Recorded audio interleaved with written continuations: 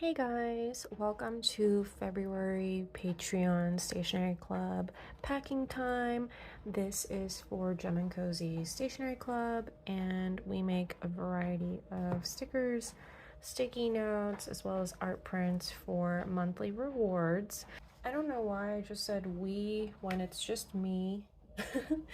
It's just one person drawing and packing. I have some envelopes that I already put some stamps on. I had some of the Disney villain stamps left, but the new ones are these message monsters, and they're so cute. What is a rabbit? On the moon? Oh my god. Ooh. It's actually for my stationery club, and we're gonna have bunnies, guys. I wanted to do something for a little bit of like a Lunar New Year vibe, so I decided to make a bunny sticky note. Yeah, this is your bunny. Toki toki, yeah.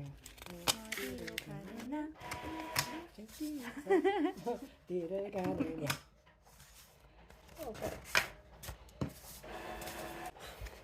I get a lot of questions about how I started my sticker shop, and I thought it would be nice to just answer them as I pack Patreon orders.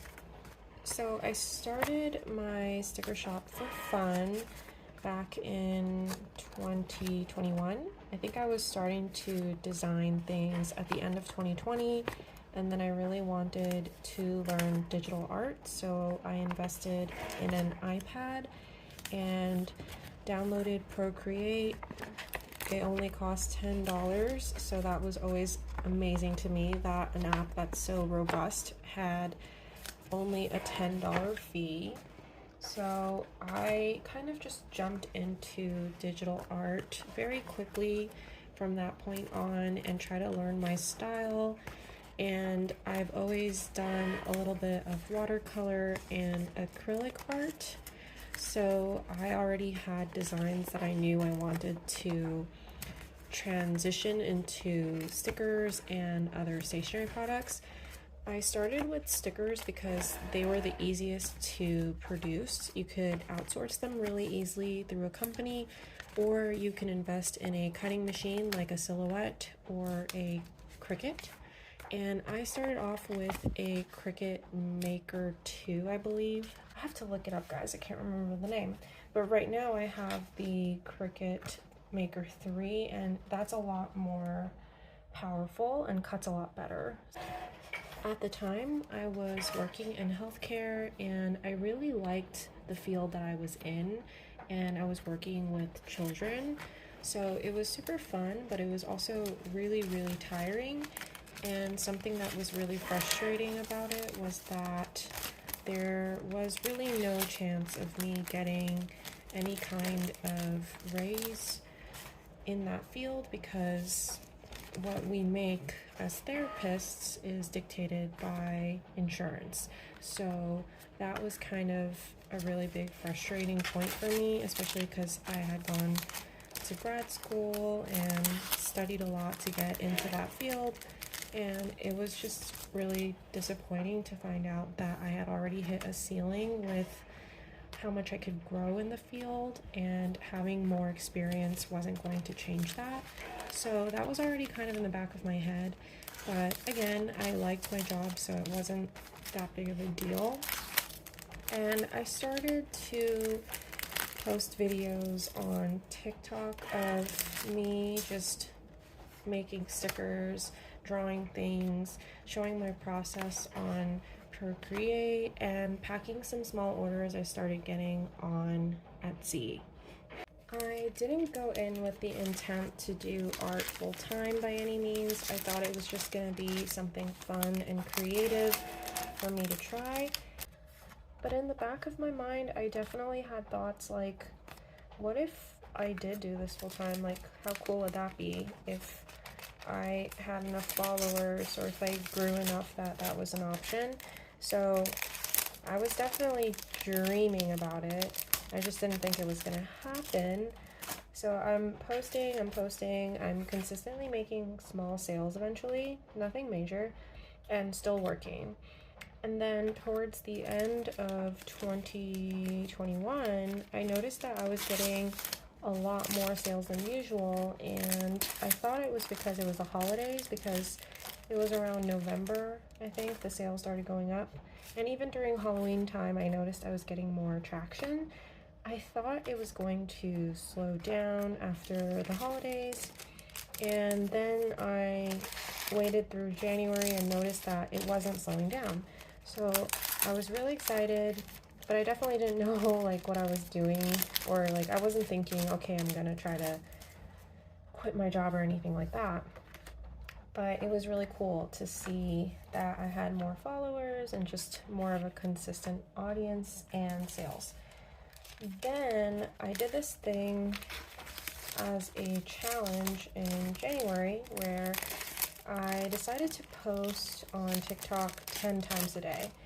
It was really for me to just get out of any kind of funk of feeling like I can't post certain things, and I wanted to just let myself have a lot of creative reign and try everything under the sun. So I decided to give that a shot, and that actually just helped continue to grow my audience a lot faster than I think I would have grown if I hadn't done that. I think it's really different now though, because that's not necessarily a strategy that would work for everyone, but it worked really well for me. And at the end of my, oh, I have 2 prints in here. At the end of my 30-day challenge, I had 2 videos that went viral, maybe a week after that.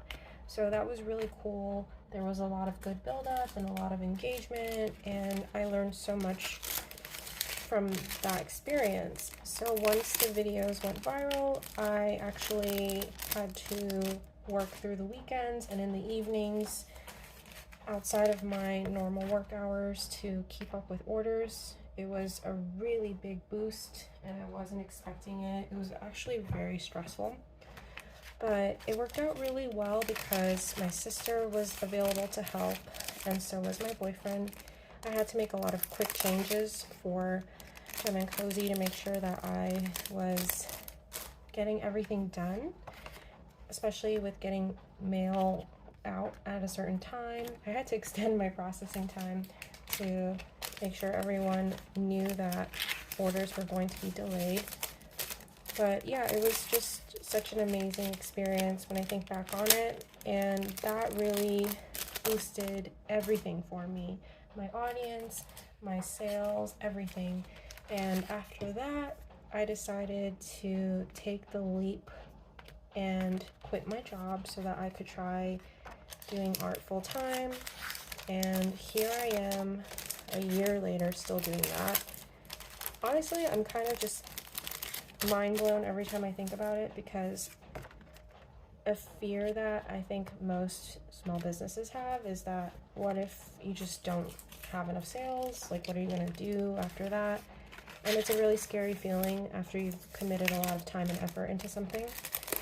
So that's always kind of a looming fear. It just lurks over you. But so far it's been really good, and I'm still learning a lot. Like, there's so many things you have to learn about manufacturers and marketing, advertising, everything.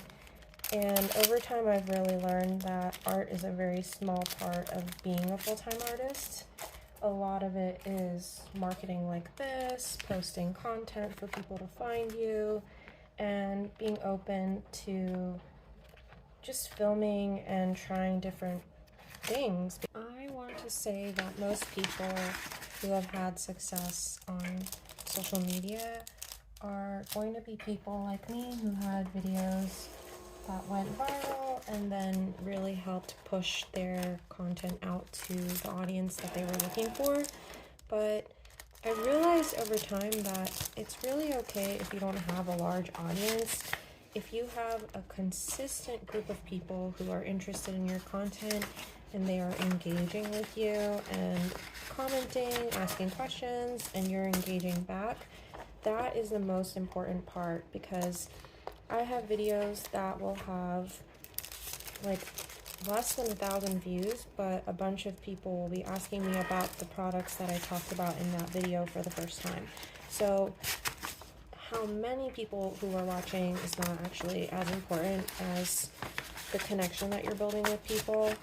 And that's my biggest piece of advice whenever people ask me for advice starting out, is build a community and make products that you're passionate about, because if you're making things that you're not interested in, then how are you going to make other people interested in it too?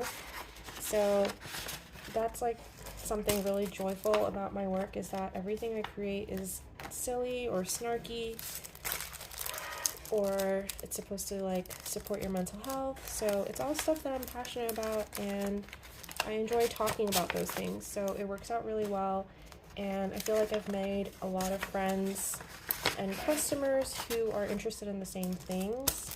So I think that's a great place to start. I love that I'm able to use these little tiny stickers. So cute. Another thing that's really important is to make sure that you are pacing yourself and supporting your mental health first. So if you are working or you have kids and other responsibilities, you really want to make sure that you are scheduling in time for yourself and breaks, and not biting off too much at once. So I think a lot of people feel like they need to go really hard and dive into things, but you have to have enough energy and the capacity to do that. It's not for everyone, so it's okay if you find your own pace and speed to go at, and don't compare yourself to other people, because everyone's situations are very different. So when I was doing my art on the side while I was working full-time, I never set expectations for myself like, you need to make this many sales, or you need to have this many followers by the end of the month, because none of that really mattered to me at the time. And that is different for everyone, because I wasn't trying to do my art full-time, and I had financial stability from my other job. But what I'm trying to say is that you really don't want to monitor your progress in unhealthy ways, and everyone responds differently. So if you feel like measurable goals, like I want to design 2 new things this month, is something that you can handle, great. But I always tell people to keep in mind that having measurable goals means that you want goals that you can actually contribute to and have control over. Because when you have goals like, I want to make this many sales, or I want to have this many followers by the end of the month, you have no control over that. So it can be really disappointing, and it can kind of steer you in the wrong direction, because focusing on your own growth, especially in the field that I'm in, so your own artistic growth, is more important than you trying to just gain followers really fast. So yeah, these little stickers are making me so happy.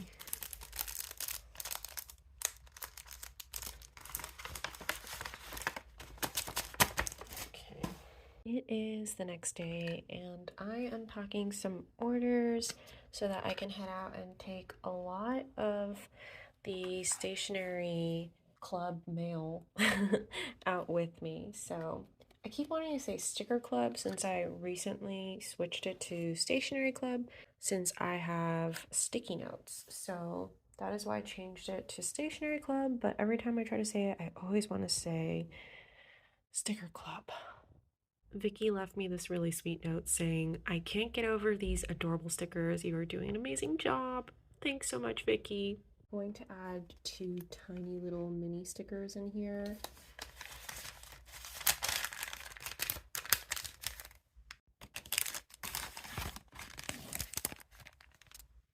I am on to Marina's order.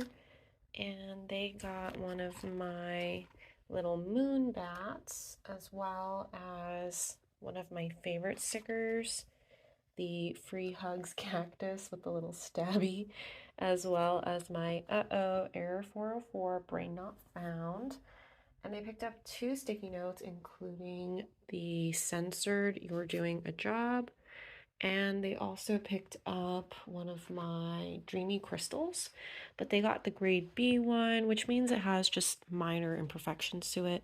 I do have to do some digging though whenever this happens, because I never know where they are. I have so many grade B sticky notes, guys, so I really appreciate when you guys give them love, because otherwise, honestly, they would just have to be trashed. So this one is grade B because the first few pages are going to have these clamp marks on it from when they bind all the pieces together. But honestly, it's in really good shape. So this is an awesome order. I love that they got the "you're doing a job" and they got their 3 stickers. I'm gonna add a little freebie into it to match the "you're doing a job" and get a little envelope.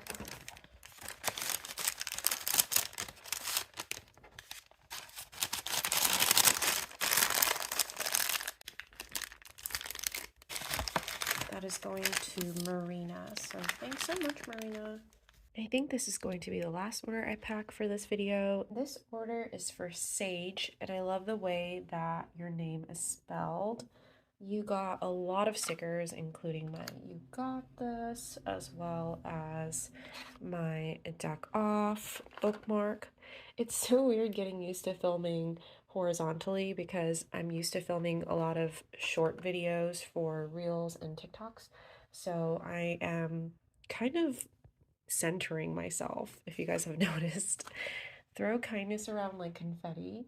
Oh, you got my summer penguin. I love it so much. That always makes me really happy whenever you guys give any of my watercolor or acrylic art some love. You got the galaxy snail and the emotional support bubble tea, the fresh out of ducks, as well as a censored "you're doing a job" magnet. Cute. Goodness, and you got one of the weekly planners. This has 50 sheets in it, so it lasts just about a year if you take 2 weeks off. To add cute little minis to this order, I added a little note for Sage because it's been a while since Sage has ordered, and I also love the way their name is spelled, so I put in a little happy note. So thank you so much, Sage. I hope you enjoy the goodies. I was going to have a really pretty ending for my video, but I honestly don't. It's raining, I had a video go viral, and I'm mailing out all these orders today. So thanks so much for watching and hanging out with me, you guys. I'm so frazzled from the rain. I'll catch you next time.